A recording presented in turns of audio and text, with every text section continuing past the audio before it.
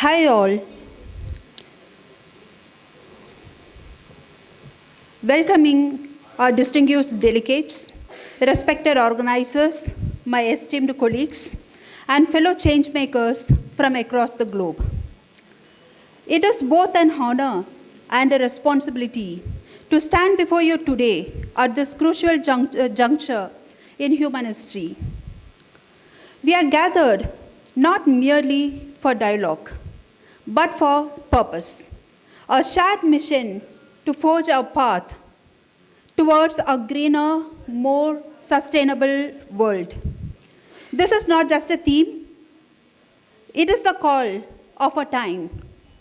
As the clock ticks, our environment whispers, sometimes roars, urgent message of distress, from melting glaciers to rising sea levels, from deforestation to biodiversity loss. The signs are unmissable. But beyond the climate crisis lies the crisis of our conscience.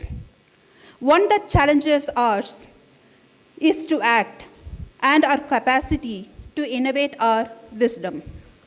Sustainability is not a trend. It is a necessity.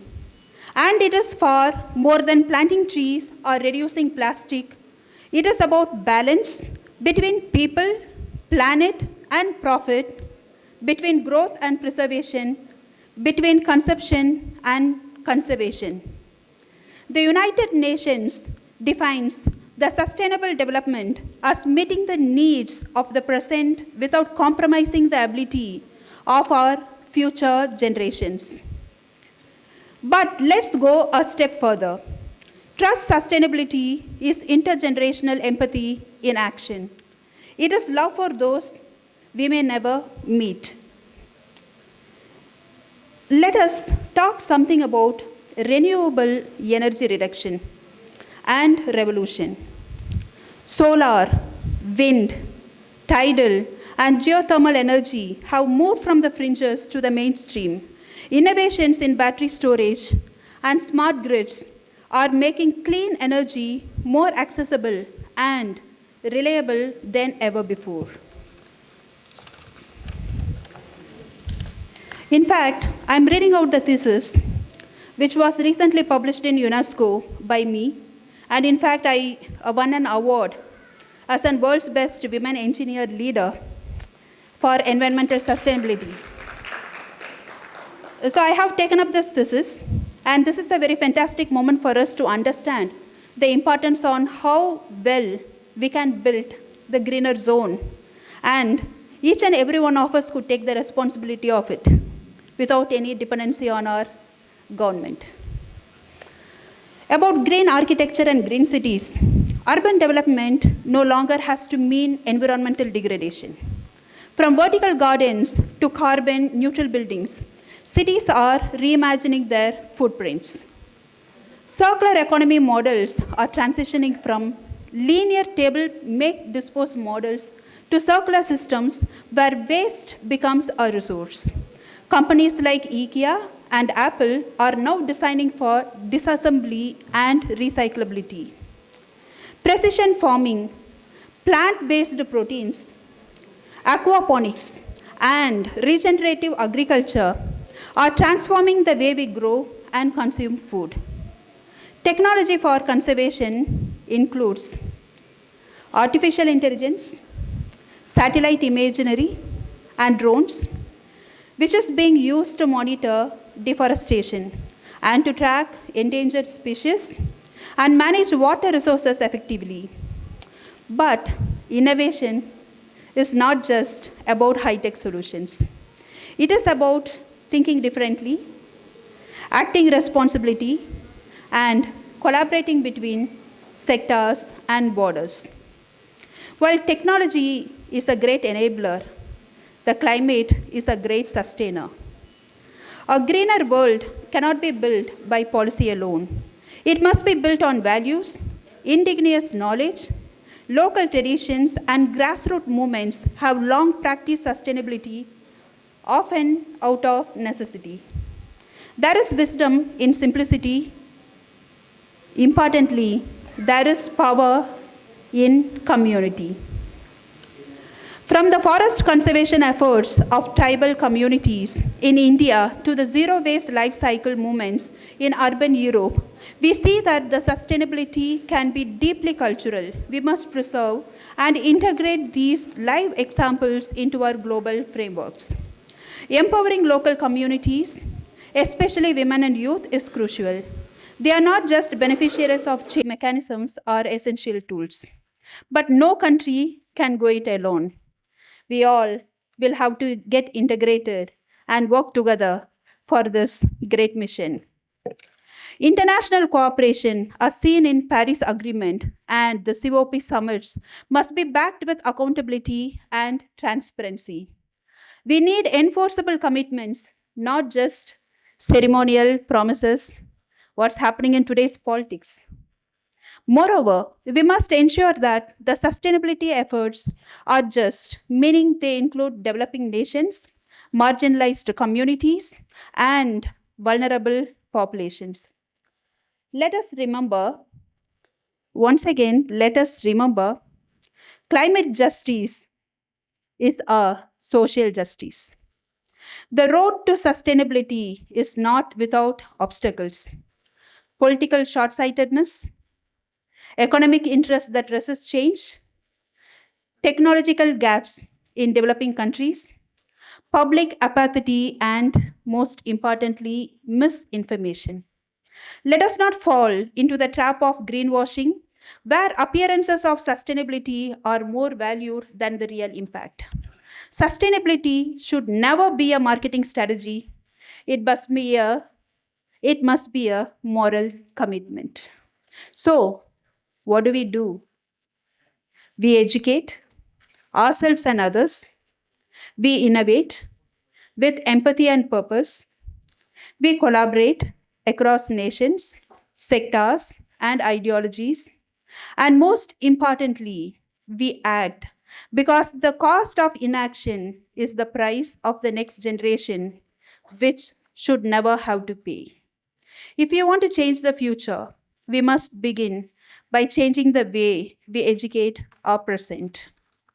Sustainability education must start not just in universities, but also in research labs, but in elementary classrooms, homes, and even public spaces. Our curricula need to evolve from note learning to real world learning, from memorizing facts to understanding systems thinking. Imagine if every child learned not only about algebra and grammar, but also about climate action, biodiversity, responsible consumption, and ethical leadership. Imagine a generation that not only knows sustainability but lives it. We need eco literate citizens, not just engineers and entrepreneurs, but conscious consumers, mindful leaders, and compassionate global citizens. Programs like UNESCO's Education for Sustainable Development, we call it as ESD, and movements like Fridays for Future, led by youth like Greta Thunberg, reminds us that education is not just a luxury. It's a lever for planetary transformation. While governments and individuals play a role, the private sector has perhaps the largest footprint and therefore the greatest opportunity to lead change.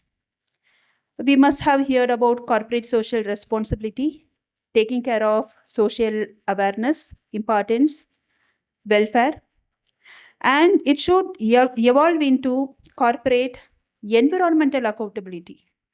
We are seeing a growing number of companies taking bold steps. And based on our research, I'm addressing few companies which are already working on that.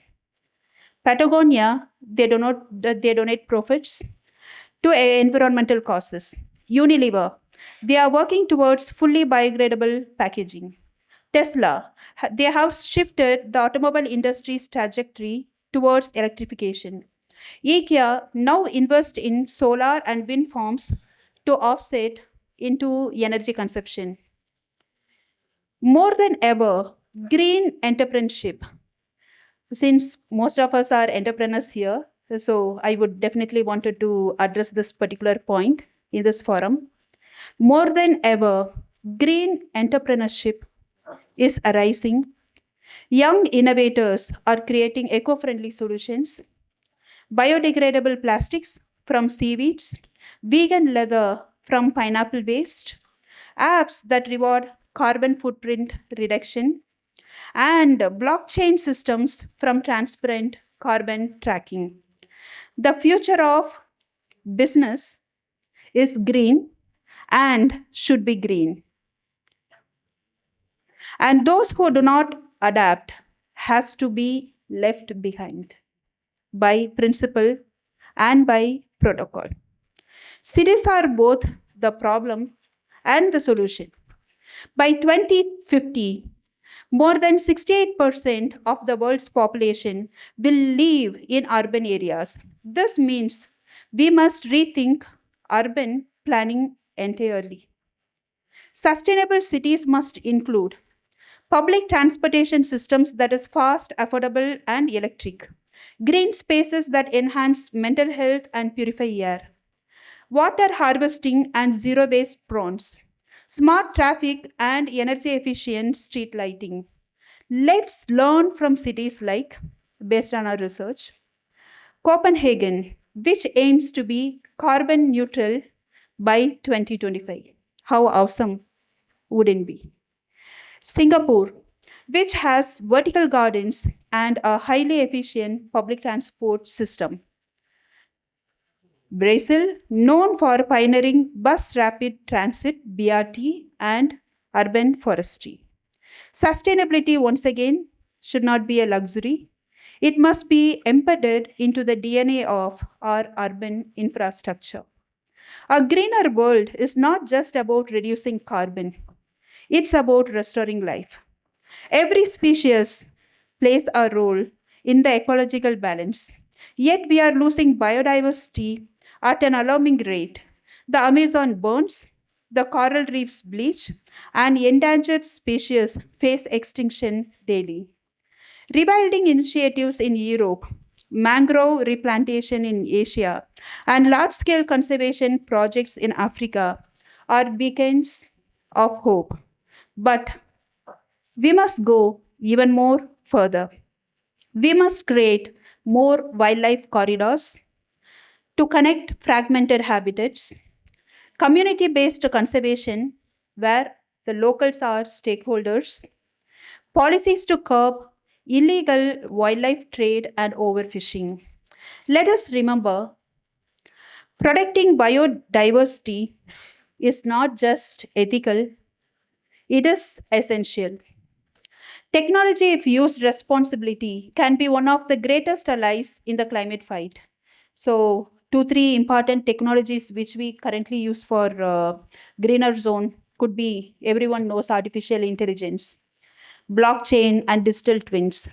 Most importantly, this digital twins technology is becoming very popular in environmental sustainability since because it can stimulate planning impacts before real world implementation. So it provides a lot of prototypes. And it's still in research, but a few countries are already operating that. We must pair these powers with ethics. Digital equity is key so that the innovation serves all of humanity, not just the privileged few. Facts don't change people, feelings do. Once again, facts don't change people, feelings do. It means the behavioral change is also an important aspect which has to be considered. And this is considered as an underutilized strategies in sustainability, that is our behavioral change. It's not enough to know what's right. We must feel compelled to do it because most of us know what to do, how to plant trees, how to maintain them, at least some basic stuffs. But are we really compelled to do it? Simple interventions work by our individuals could be color coded bins for waste segregation, real time energy usage feedback, community leader endorsement for eco practices. When we turn eco action into a norm, people follow. We must design a world where the easiest choice is the greenest choice. So, what might a sustainability future actually look like? Maybe we could slightly imagine cities that breathe as humans do, schools that teach harmony with nature, companies that profit without polluting, rivers that flow clean, and forests that sings again. A planet where economic growth is not achieved at the cost of ecological death. So, this vision is not utopian, and it's possible for each one of us, be leaders, thinkers, game changers, pledge not just to imagine it, but to build it. Let me close with a few lines that encapsulate our mission and my mission here. The earth does not ask for gratitude. It's my own poem, so I just want to end it up with such quote. The earth does not ask for gratitude, only grace in return. She gives without question. It is time we learn for a greener dawn. Let each action be our seed. A better world, it's not a wish, it's a need. Dear friends, we are not just witnesses to a changing world, we are the change makers. The seeds we sow today through visions, innovation, and unity will determine whether our children inherit the thriving planet or our dying ones.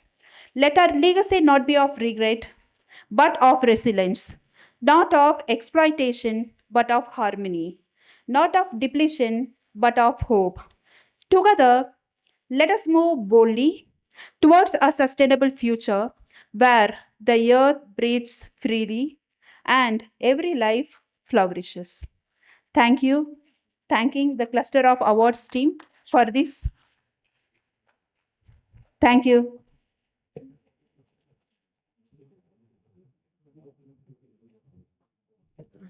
Thank you so much for giving us an innovative presentations and of course giving her expertise. Now we would request Mr. Akshay Ahuja to kindly come onto the stage to felicitate Dr. Sheeba. Put your hands together for Dr. Sheeba once again, please.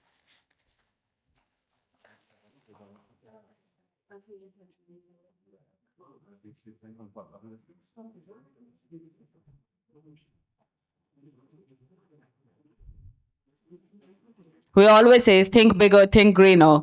So she has the entire deep dive meaning about all the greeneries and of course the innovation and strategies for a greener world.